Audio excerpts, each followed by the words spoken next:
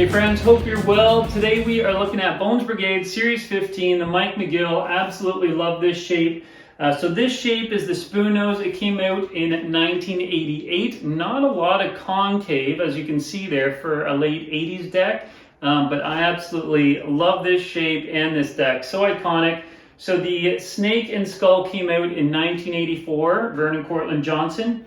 In 88 when they did in 86 when they did the bottlenose, they added the snake skin to the back of the graphic here in the background.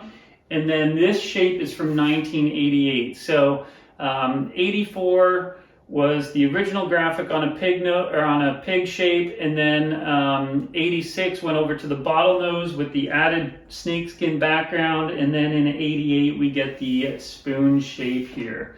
And so we get the nice dragon on top with a tight tail on it, Bones Brigade, SOC 2023 when these guys drop. All right.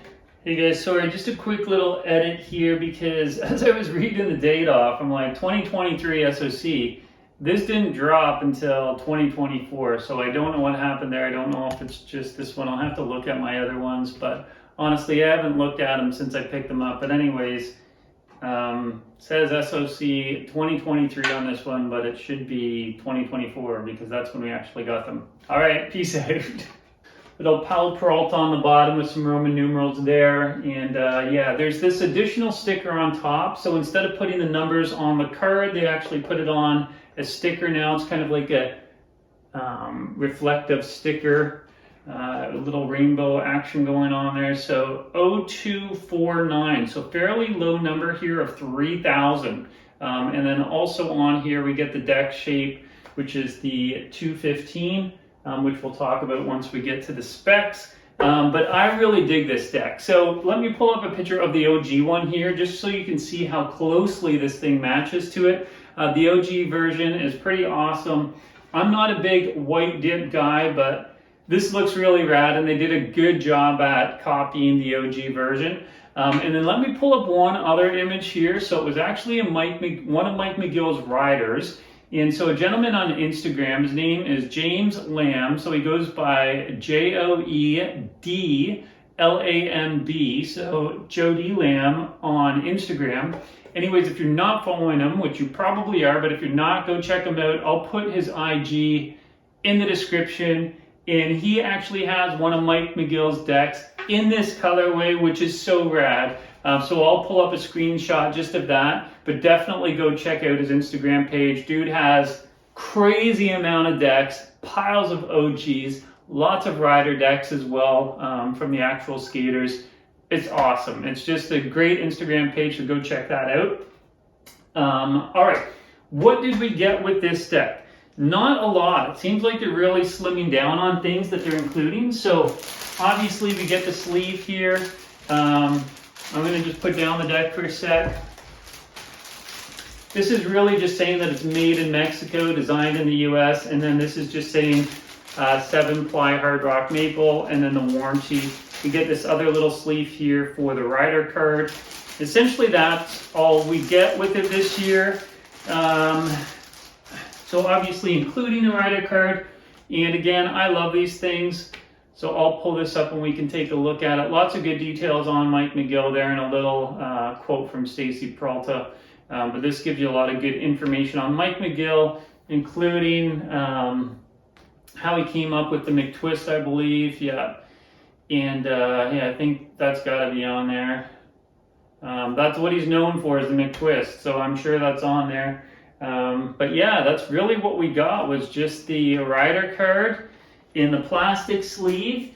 Now, I ordered from a company called Beefers in Hamilton, Ontario, and they also were kind enough to send along this little pin as well, the Bones Brigade pin. So that would have been extra though if you were to buy it from your shop. They weren't just giving these out with it, where back in the day, I think it was Series 12, all of the silver series actually came with pins as well, but they didn't cost extra. They came as part of the package.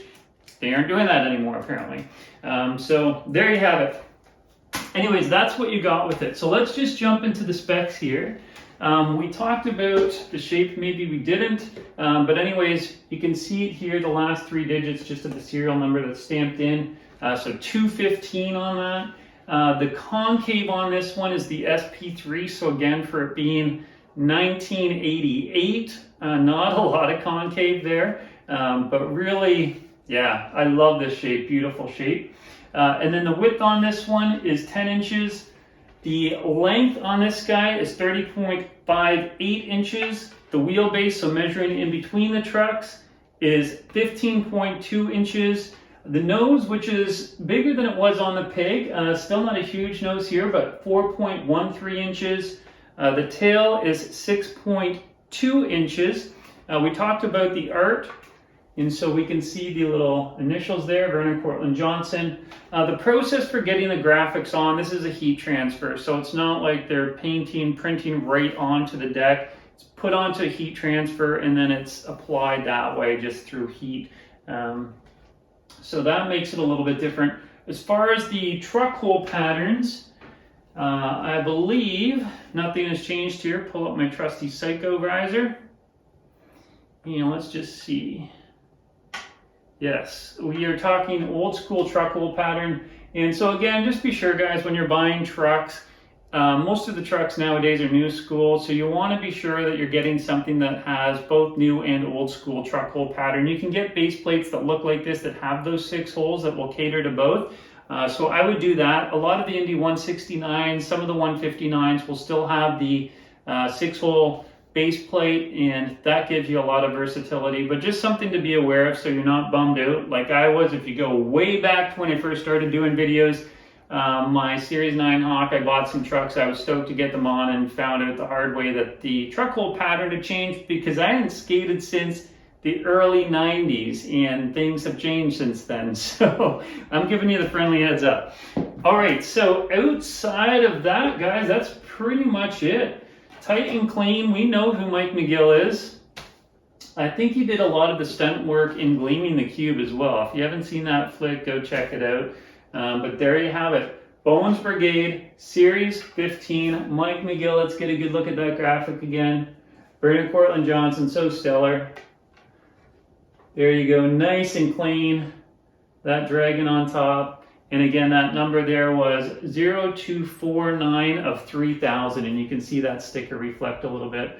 Again, I wish that was more stamped into the deck just because if that sticker ever falls off, then it's kind of lost. But all right, I'm going to work through, I just have the other 2 decks, the Hawk and the Guru, so I'll work through those from the series. I didn't buy the whole series. I'm going to try to figure out how to get them on the wall here. I'll maybe do a short on that. And then I still have some OG versus reissues for a couple Santa Cruz decks, so make sure you come back, guys. Thanks again for following. I wish I had time to be posting a lot more.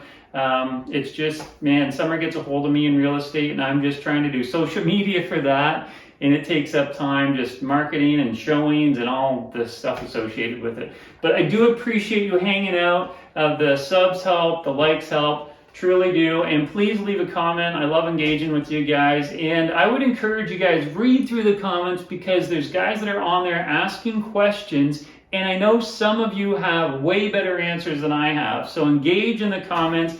It would be awesome to have a little bit of a community going on there, so please do that. Thanks again, 80s love, peace out, cheers.